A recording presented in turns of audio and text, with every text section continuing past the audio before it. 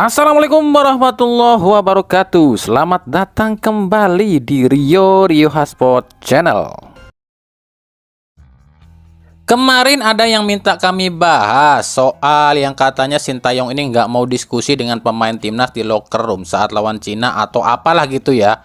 Nah, kenapa kami nggak mau bahas? Lah kan itu baru katanya. Siapa yang bilang? Akmal yang bilang? Atau Nurdin Halid yang bilang? Atau Arya Sinulinga yang bilang? Atau orang-orang yang ngakunya pengamat bola yang bilang? Ya kalau itu ya tanyalah sama mereka, kan mereka yang bilang. Bener apa enggak? Ada buktinya apa enggak? Atau tanya sama pemainnya, apa bener apa enggak? Ada rekamannya apa enggak? Kan gitu. Kalau cuma katanya, ya anak kecil pun bisa lah ngomong.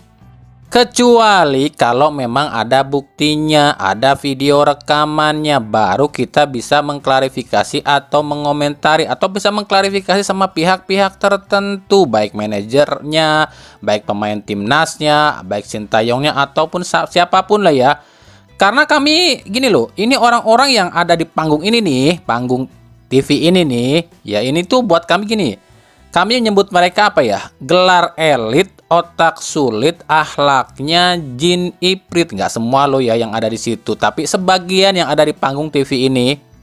Kenapa kami bilang gelar elit tapi otak sulit? Contoh yang lagi rame nih, yang ini nih, Aiman Wijaksono ya. Coba dengerin dulu deh.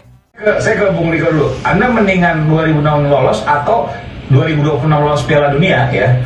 Atau Indonesia nggak usah lolos nggak apa, asal ada pemain lokalnya?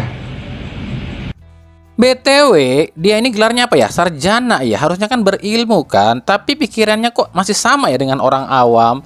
Masih aja membedakan antara pemain diaspora dengan pemain lokal. Lalu kami bilang akhlaknya seperti jin iprit. Ini untuk Toel, Nurdin Halid, dan juga yang lain-lain nih yang masih suka ngujat Sintayong lah ya. Kenapa kami bilang akhlaknya jin iprit? Karena sebagian besar orang-orang yang ada di panggung ini itu beragama Islam loh ya, kecuali Toel ya. Tapi kok nyari nafkahnya dengan jalan gibah ya, atau ngomongin keburukan orang lain atau menghina orang lain, kan hukumnya apa? Haram kan? Apakah mereka udah nggak peduli dengan yang namanya haram dan halal lagi gitu? Atau nggak peduli lagi dengan yang namanya dia nari nafkah dengan jalan haram? Lalu apa bedanya dengan jin iprit kalau gitu? Banyak orang tidak tahu kalau saya sebetulnya pendeta. Lalu Toel ini kan bukan orang Islam atau Muslim ya, tapi dia pernah bilang dia ini tuh apa ya, biksu atau pendeta gitu ya. Emang ada ya di agama yang ngajarin boleh menghina orang lain? Setahu saya yakin ya, nggak ada satupun loh agama yang mengajarkan atau memperbolehkan menghina orang lain, apapun agamanya lo ya. Udah gitu nih orang-orang banyak lagi yang dukungnya loh. Ini kan udah terbukti ya kemunduran mental dan juga SDM kita. Orang kayak gini kok banyak yang dukung. Jadi kalau komentar kami soal orang-orang ini dan semua isu-isu itu yang beredar dan juga orang-orang yang ada di panggung ini, kami tuh nganggapnya apa ya? Para jin iprit yang lagi nyari makan. Ini tanda-tanda akhir zaman lo ya. Kok keburukan dikasih panggung gitu. Jadi sekarang terserah kalian, terserah akhlak kalian, terserah pemikiran kalian. Kalian mau ikut jalannya Tuhan atau jalannya setan? Ya silahkan aja, gitu aja sih buat kami. Lalu yang soal katanya kenapa kok Sintayong dikasih target lolos Piala Dunia 2026 sementara Arya Sinulinga bilang kasih targetnya Piala Dunia 2030. Sementara Patrick Kluivert sendiri bilang PSSI nggak ngasih target apapun tuh sama dia. Kenapa? Kalau memang nggak ada target, kenapa Sintayong harus dilepas? Karena kan kami udah sering bilang, sepak bola Indonesia itu 70%-nya politik, 30%-nya olahraga. Tapi anehnya ya, masih ada aja loh yang bilang kami ini sok tahu lah, si paling tahu lah, dan lain-lain. Bukan kami sok tahu. Tapi kalau kalian punya otak, di sini aja kalian udah paham harusnya. Kenapa kami aja bisa paham, kalian nggak paham? Kecuali kalau otak kalian emang didengkul. Kenapa kami bilang kayak gitu? Bukan cuma kami sih, banyak tuh netizen kita yang udah paham. Kenapa dia nggak paham-paham? Di sini siapa yang bodoh? Bukan kami yang sok tahu, tapi otak lu yang nggak nyampe. Ya kalau soal isu Sintayong katanya dipecat ini lantaran memang ada konspirasi di PSSI. Lalu kenapa Patrick Kluivert ini dipilih? Lantaran memang ada andil orang-orang tertentu yang ingin menyusupkan anggotanya ke PSSI. Salah satunya adalah karena Patrick Kluivert ini pernah pernah melatih di Brisbane Roar ya. Dan Brisbane Roar ini kita tahu lah ya siapa pemiliknya, Bakri Group ya, yang juga sponsornya atau pemilik Persija lah ya. Ya itu sih semua terserah kalian. Terserah juga mau PSSI itu disusupin mafia katanya Erick Thohir ini nggak bisa ditekan oleh mafia, ternyata bisa ditekan oleh mafia itu terserah kalian, terserah pendapat kalian, terserah pendapat mereka. Yang penting kalau buat kami sudah mengingatkan lo ya, dan buat kami yang penting itu bukan masalah hancur atau tidaknya PSSI, tapi yang penting adalah timnasnya, bukan PSSI-nya.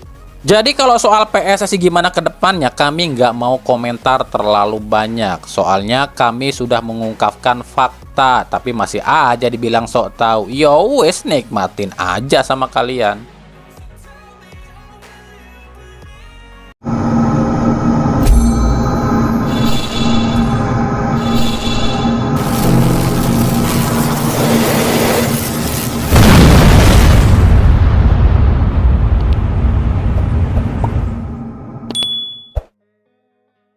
Kemudian soal Peter Huistra yang dicopot oleh Borneo FC, ini menarik buat kami. Kenapa menarik? Pertama nih, Peter Huistra ini sebenarnya nggak jelek-jelek amat loh di Borneo FC. Bahkan bisa dibilang bagus loh di Borneo FC. Tapi cuma gara-gara Borneo saat ini dia ada di papan tengah dan beberapa laga raih hasil minor, kok tiba-tiba Huistra malah jadi korban ya.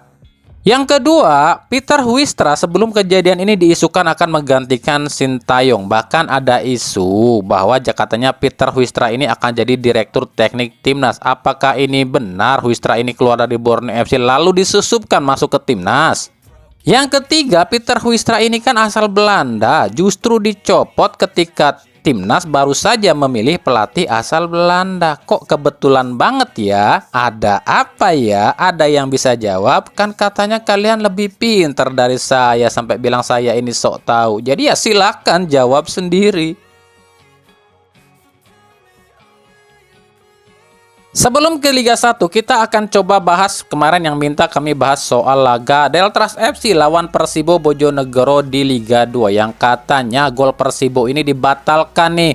Malah katanya Deltras FC yang lolos. Sebelum kemarin itu Persibo ajukan banding dan akhirnya diterima. Tiba-tiba LIB memberikan keputusan katanya ini laga akan diulang nih dari menit 94 di tempat netral dengan keunggulan 1-0 oleh atas unggulan Deltras ya. Nah ini buat kami gini loh, ini komentar kami aja loh ya. Sebelum kami bahas soal pertandingan ini, kami cuma mau nyentil aja nih buat yang selalu komentar di video kami yang bilang channel kami ini cuma channel pemecah belah dan sok tahu banget soal mafia sepak bola. Padahal dia bilang kami ini nggak tahu apa-apa. Buat kami orang yang komentar kayak ini tuh lucu aja lah. Orangnya ini tuh kemana ya? Otaknya kemana sih gitu loh? Kenapa kami bilang kayak gitu? Ya harusnya dia udah tahu lah di Indonesia itu, di sepak bola Indonesia ada yang namanya mafia sepak bola. Contoh nih, kalau memang di sepak bola Indonesia nggak ada yang namanya mafia bola, kenapa Vigit Waluyo ditangkap? Kenapa PSSI harus sampai membuat satgas anti mafia bola? Kenapa PSS Sleman ditetapkan sebagai tersangka match fixing tapi kok nggak dihukum? Nah semua kejadian itu ini membuktikan kalau di sepak bola Indonesia itu ada yang namanya mafia bola. Wawasan situ yang cetek kok malah nyalahin kami. Contoh nyata nih aja ya, contoh nyata nih. Sejak kapan ada yang namanya review VAR itu potensial red card malah dikasihnya kartu kuning? Sejak kapan? Itu aturan dari mana? Lalu sejak kapan juga ada yang namanya gol yang udah disahkan oleh wasit di laga Deltras lawan Persibo itu kok dianulir oleh wasit? Sejak kapan ada gol yang udah disahkan tapi bisa dianulir? Itu aturan dari mana? Lalu sejak kapan ada yang namanya pelanggar match fixing tapi nggak didegradasi? Itu aturan dari mana? Kami tahu gonjang-ganjing yang sekarang ada di PSSI soal Sintayong itu sebenarnya cuma sebagai pengalihan isu yang disetting oleh mafia agar ketika PSSI dan masyarakat Indonesia fokusnya ke PSSI, para mafia ini bisa melancarkan aksinya di liga. Dan terbukti kan sejak ada yang namanya kisruh di PSSI, ini mafia sepak bola berpesta, wasit nggak terkontrol, kontroversi merajalela, pengaturan skor semakin banyak. Apa itu bukan bukti? Makanya jadi manusia itu belajarlah jadi orang pintar. Kami ini bukan orang pintar, kami bukanlah malaikat atau dewa ya, meskipun nama kami dewa ya. Tapi paling tidak kami ini mau belajar dan mau mencari tahu apa yang kami belum tahu, itu sih. Dan itu semua udah kelihatan nyata, udah kelihatan di depan mata lo ya. Masa ya dia nggak paham-paham, nggak ngerti-ngerti. Jadi ya silakan saja sekarang kalian mau berpendapat apa tentang kami. Tapi yang pasti kami ini memberikan sesuatu apa yang kami tahu aja, dan itu semuanya realita. Tapi ya inilah realita dunia dan khususnya Indonesia ya. Cuma gara-gara kami ini bukan pengamat bola terkenal yang sering nongol di TV, jadi dianggapnya kami ini cuma mengada-ada dan nggak dipercaya gitu kan. Dan kami pun nggak pernah minta kalian buat percaya dengan ucapan kami lo ya. Kami ini mengucapkan atau mengutarakan apa saja yang kami tahu. Kalau kalian nggak percaya itu urusan kalian. Ini kan narasi kami. Oke, kita beralih ke berita klub Liga 1 nih. Ini mungkin transfer belum kelar ya, meskipun udah ditutup, tapi kan banyak pemain-pemain yang udah direkrut tapi belum diumumkan. Dan juga ada pemain yang udah didaftarkan di LIB ya, tapi kok belum ada pemain yang belum dicoret di LIB karena memang batas pendaftaran terakhir pemain itu putaran 2 kalau nggak salah tanggal 20 Januari ya. Jadi masih ada tim-tim yang belum mengumumkan pemain barunya, dan juga LIB belum final ya memutuskan pemain siapa saja yang akan bermain di putaran 2 ini di klub masing-masing. Itu ya, paham ya. Jadi kenapa kalau tanya, "Bang, kenapa si Anu kok udah didaftarkan tapi kok si Anu yang udah dicoret masih ada di LIB?" Karena memang belum finish ya soal penutupan pendaftaran pemain untuk putaran 2. Dari Persis Solo memperkenalkan John Clay, gelandang asal Brazil berusia 30 tahun yang musim lalu main di Liga 2 bersama Bekasi City FC. Di Liga 2 sendiri, John Clay ini tampil 15 kali mencetak 3 gol dan 3 assist. Dengan datangnya Clay ini kemungkinan lengkap sudah ya pemain asing Persis Solo di putaran 2 ini. Ada Clayton Santos, Eduardo Kunde, ada Jordi Tutuarima, Soyamamoto, Lautaro Belegia, John Clay, dan Karim Rossi. Serta satu lagi adalah Musa Sidibe. Dari Borneo FC, buat yang masih nggak percaya dengan ucapan kami kalau misalnya bos klub itu ditikung sana-sini termasuk oleh manajemen, pelatih, dan pemainnya, ya silakan lihat sendiri ya di akun Instagramnya manajernya Borneo FC, Dandri Dauri.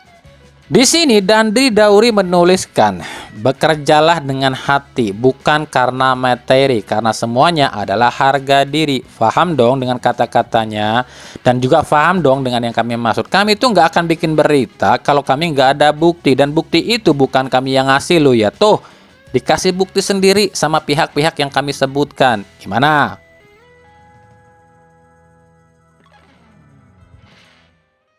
Lalu ada Madura United yang akan segera mengumumkan pemain-pemain asing barunya. Salah satunya adalah Kerim Pelit. Palik maksudnya. Kerim Pelik adalah gelandang asal Bosnia berusia 27 tahun yang saat ini tanpa klub. Klub terakhirnya itu di Liga Uzbekistan nih. Nah, apakah Kerim Pelik ini akan jadi slot terakhir asing Madura United di putaran 2 ini? Ya ditunggu saja, soalnya juga selain Kerim Pelik juga ada Sen Kelly yang belum diumumkan juga ya.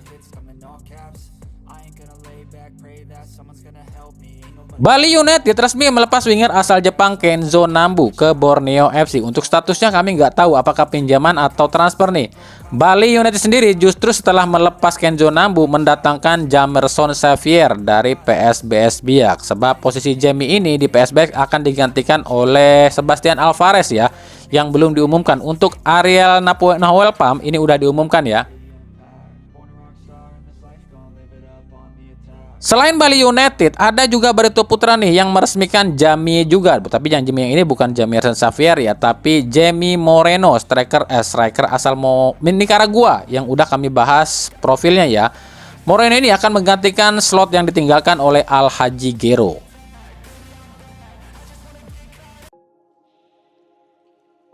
Dari Persib Bandung, nah inilah salah satu bukti jika masih banyak fans klub Indonesia itu bisanya cuma nonton doang, terus dapat berita dan ikut-ikutan komentar, padahal dia ini nggak paham dengan apa yang terjadi. Karena saat kami bahas soal manajemen Persib, banyak banget yang hujat kami dan bilang kami ini sok tahu lu soal manajemen Persib. Kenapa nggak lu aja masuk ke manajemen Persib? Lucu buat kami kalau orang komentar kayak gini. Dia ini kok malah nyalahin kami sih, padahal otaknya nggak nyampe. Padahal udah banyak tuh bobotoh yang pintar udah tahu hal ini nih, buktinya lihat sendiri ya. Karena kalau kalian ngakunya supporter yang pintar, harusnya kalian udah paham dengan situasi yang ada di klub kalian masing-masing, bukannya malah nyolot ketika dikasih tahu. Di sekolah diajarin PPKN atau PMP enggak sih? Enggak ya? Karena gurunya kayak gini ya? Gurunya aja kayak gini, gimana muridnya enggak on? Miris ya pendidikan kita. Lalu soal yang nanya, Bang, Gervan itu udah didaftarin di LIB, kenapa Mailson masih ada? Kan kami tadi udah bilang, penutupan pendaftaran pemain putaran 2 itu, kalau nggak salah ditutupnya 20 Januari. Tapi itu pun dengan satu syarat, di Indonesia itu peraturan bisa diubah seenak jidatnya. Status Mailson sendiri di Persib ini cuma lagi nunggu nih, apakah PSS Sleman jadi nebus Mailson? Kalau nggak jadi ya mau nggak mau Mail dipinjamkan ke Sriwijaya FC. Tapi kalau Mailnya tetap nggak mau dipinjamkan ke Sriwijaya FC, ya udah dicoret di putaran kedua, tapi tetap ada di Persib. Gitu ya jawabannya. Berarti udah kelar ya Bang, transfer Persib putaran 2? Belum tentu, sebab selama yang namanya batas pendaftaran pemain belum ditutup, jangankan Persib, tapi semua klub masih bisa ngumumin pemain baru, asal ini pemain udah direkrut itu sebelum tanggal 15. Jadi kalau nanti ada tim yang tiba-tiba ngumumin pemain baru padahal bursa transfer udah ditutup, itu artinya pemain ini udah direkrut klub sebelum bursa transfer ditutup, tapi memang belum diumumin saja. Paham ya? Karena dari info yang kami dapat, dari 18 klub Liga 1 ini masih ada sekitar 9-10 klub yang belum mengumumkan semua rekrutannya, termasuk Persija, Persib, Persebaya, dan lain-lain. Jadi ditunggu aja nih, ini akan diumumin apa enggak pemain-pemain yang udah direkrut di putaran 2 ini. Kalau memang ternyata udah ditutup pendaftarannya, ya udah ini pemain yang udah direkrut ya dibiarin main dulu nih di klub sebelumnya. Paham nggak maksudnya? Contohnya gini nih, ini misalnya catat kami bilang misalnya lu ya, misalnya Persib udah dapetin Firza Andika, terus Persebaya udah dapetin Andika Wijaya nih, tapi kok di putaran 2 ini Firza tetap main di Persija, Andika tetap main di Bali. Itu bisa aja berarti ketika di jendela transfer ini dua pemain ini nggak keburu diumumin. Jadi ya udah, daripada pemain ini nggak terdaftar sana sini, ya udah tetap terusin main aja deh di klubnya sampai saat ini ya, sampai akhir musim gitu loh. Paham ya?